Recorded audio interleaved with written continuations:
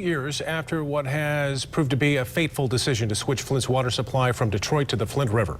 Residents still can't drink the water from the tap.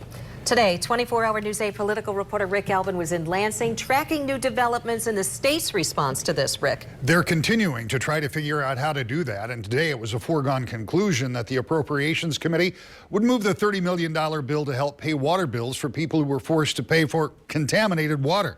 But getting the problem fixed and getting it right is something the state is still working on.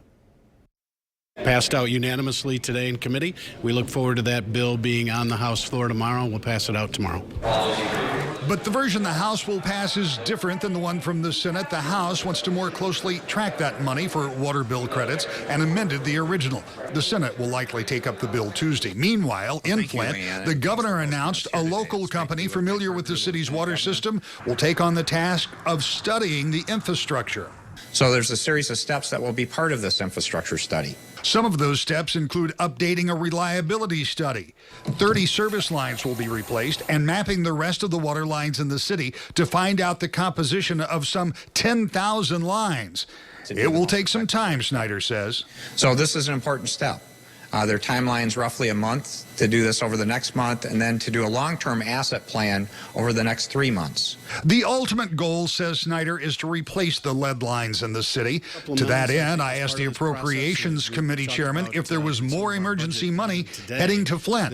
We're going to have more supplementals this year than we normally do. And that will include some dollars for Flint, possibly for, as we get some information from engineering companies about where are the most dangerous pipes, could those be replaced? Some money for that replacement has been put aside, but as the Democratic leader in the House points out, nobody's really sure how much it will ultimately take and is concerned about how long it's taking. The legislature has again been moving too slowly. We certainly support the $30 million appropriation, but that may end up being the tip of the iceberg. While many Democrats are concerned about the pace and dollar amount in the efforts to help Flint, increasingly Republican lawmakers are trying to put in safeguards on such appropriations to guarantee the money being spent is being used to help the city and its residents. Brian.